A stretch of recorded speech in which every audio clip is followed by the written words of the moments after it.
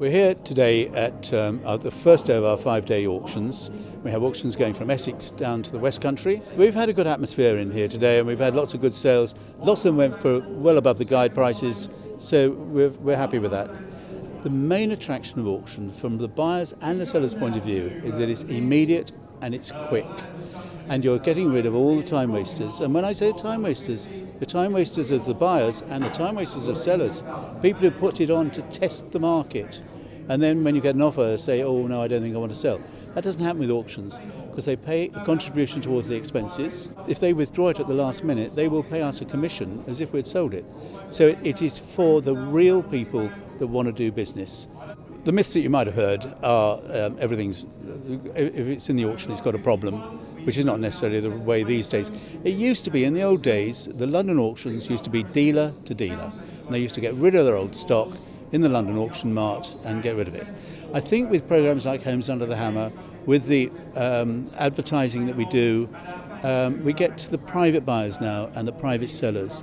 And they've been there for the last 15 or 20 years. And so if the house is realistic, sometimes they don't want a house that's got problems. They want a house that they can move into. From the landlord's point of view, the beauty of it is that there are probably 40 agents in every high street.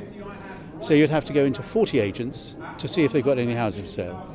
Our catalogue is full of properties that are suitable to add value generally, and therefore they're all in one place. You come along and you can buy it. I think the transparency as far as local authorities, trustees, company sales, firstly, it opens it up to everybody. Secondly, there can be no dispute about whether you've got the right price.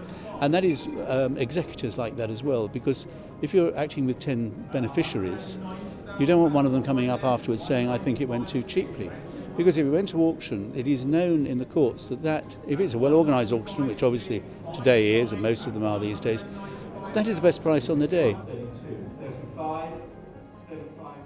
I really enjoy doing auctions. I've been doing them for 60 years. I'm very, very much in my comfort zone. I know what I'm doing. I know my properties. I know a lot of my buyers. And it's the reaction with the audience which is really important.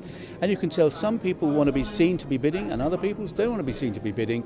And it's the experience that actually focuses on what they want. The most important part of our success is our people. We are selling people. That's what we do. And we train them, and the young ones don't see a client for 3 years on their own. They go out with one of the chaps because we cannot afford for the people to give wrong advice. They're not paying us big money to get wrong advice. So we shadow them. And also it's very important from the succession point of view. I'm quite old now. I've got a young team coming up all the time, and they're all enthusiastic. We don't do commission. We don't pay commission. We pay the guys because they want to be there and they want to enjoy it and they want to sell. With reserves and guide prices, one of the best ways of getting the auction working is to have the guide price and the reserve realistically priced. If you put too high a guide price, people turn over the page and they don't come back to it.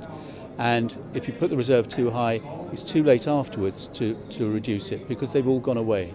So the lower the guide, generally, the higher the price you get for it. So if we find people want more money than we can justify, we won't put it in the catalogue. We could have another 20 lots in our catalogue. But if we're putting it at a price that we think is unrealistic, then the catalogue loses credibility with the buyers. We have an agreement with the seller that the reserve will be within the parameters of the guide price. So we're not wasting people's time.